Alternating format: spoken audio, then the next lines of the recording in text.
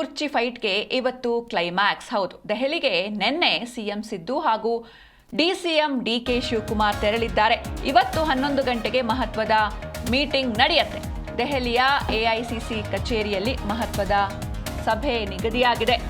ಹೀಗಾಗಿ ಸಾಕಷ್ಟು ಕುತೂಹಲ ಮೂಡಿಸಿದೆ ಈ ಒಂದು ಸಭೆ.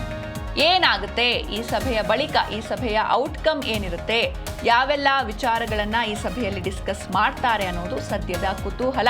ಹೀಗಾಗಿ ಸಿಎಂ ಕುರ್ಚಿ ಫೈಟ್ಗೆ ಇವತ್ತು ಕ್ಲೈಮ್ಯಾಕ್ಸ್ ಸಿಗುತ್ತಾ ಅನ್ನೋದು ಸದ್ಯದ ಪ್ರಶ್ನೆ. ಯಾಕಂದ್ರೆ ನಿನ್ನೆ ಸಿಎಂ ರಾತ್ರಿ ದೆಹಲಿಗೆ ತೆರಳಿದ್ರು. ಇದಾದ ಬಳಿಕ ಡಿಸಿಎಂ ಕೂಡ ಹೋಗಿದ್ದಾರೆ. ಅಂದ್ರೆ ಪ್ರತ್ಯೇಕವಾಗಿ ಇಬ್ರು ದೆಹಲಿಗೆ ತೆರಳಿದ್ದಾರೆ. ಇವತ್ತು 11 ಗಂಟೆಗೆ ಒಂದು ಮಹತ್ವದ ಮೀಟಿಂಗ್ ಇದೆ. ದೆಹಲಿಯ ಎಐಸಿಸಿ ಕಚೇರಿಯಲ್ಲಿ ಈ ಮಹತ್ವದ ಸಭೆ ನಡೆಯುತ್ತೆ.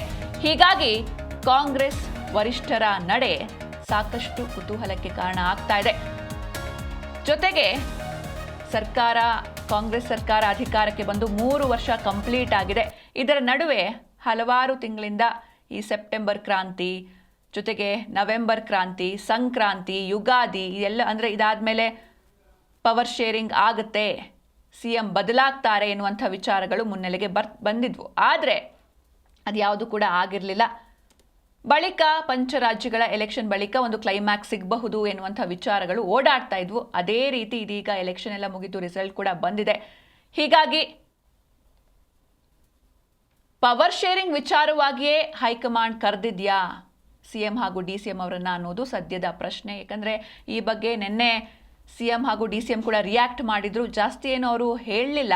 ಕೇವಲ ಸಿಎಂ ಹೇಳ್ತಾರೆ, ಇಲ್ಲ ಹೈಕಮಾಂಡ್ ಕರೆದಿದ್ದಾರೆ, ಸೊ ಹೋಗಬೇಕು, ಸಭೆಯಲ್ಲಿ ಏನೆಲ್ಲ ಚರ್ಚೆ ಆಗುತ್ತೆ ಅಂತ ಗೊತ್ತಿಲ್ಲ, ಸಾಯಂಕಾಲ ಹೋಗ್ತೀನಿ ಅಂತ ನಿನ್ನೆ ಹೇಳಿದ್ರು. ಹಾಗೆ ಡಿಸಿಎಂ ಕೂಡ ರಿಯಾಕ್ಟ್ ಮಾಡಿದ್ರು, ಕರಿತಾ ಇರ್ತಾರೆ, ನಾವಾಗ ಹೋಗಬೇಕು ಅಷ್ಟೇ, ಯಾಕೆ ಏನು ಅಂತ ಗೊತ್ತಿಲ್ಲ ಅಂತ ಕೂಡ ಅವರು ಹೇಳಿದ್ರು. ಜಾಸ್ತಿ ಏನೋ ಅವರು ಹಂಚ್ಕೊಂಡಿರಲಿಲ್ಲ.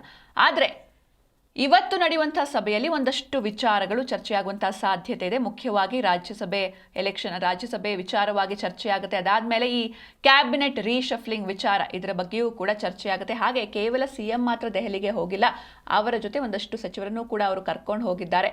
ಹೀಗಾಗಿ ಯಾವೆಲ್ಲ ವಿಚಾರಗಳು ಚರ್ಚೆಯಾಗುತ್ತೆ, ಹೀಗೆ ಜೊತೆಗೆ ಡಿಸಿಎಂ ಕೂಡ ಹೋಗಿರೋದ್ರಿಂದ ಅಲ್ಲಿ ಪವರ್ ಶೇರಿಂಗ್ ವಿಚಾರ ಬರುತ್ತಾ, ಈ ಬಗ್ಗೆ ಮಾತಾಡ್ತಾರಾ, ಏನು ಎತ್ತ ಎಲ್ಲವನ್ನೂ ಕೂಡ ಕಾದು ನೋಡಬೇಕಿದೆ. ರಾಜ್ಯ ರಾಜಕೀಯದಲ್ಲಿ ಹಲವು ದಿನಗಳಿಂದ ಸಿಎಂ ಅಧಿಕಾರ ಹಸ್ತಾಂತರದ ಕುರಿತು ಶೀತಲ ಸಮರ ನಡೀತಾ ಇದ್ದು, ಪಂಚರಾಜ್ಯಗಳ ಚುನಾವಣೆ ಬಳಿಕ ಹೈಕಮಾಂಡ್ ಈ ಕುತೂಹಲಕ್ಕೆ ತಾರ್ಕಿಕ ಅಂತ್ಯವನ್ನು ಕಾಣಿಸೋದಕ್ಕೆ ಮುಂದಾಗಿದೆ ಎನ್ನುವಂಥ ಸೂಚನೆಗಳು ಸಿಗ್ತಾ ಇದೆ.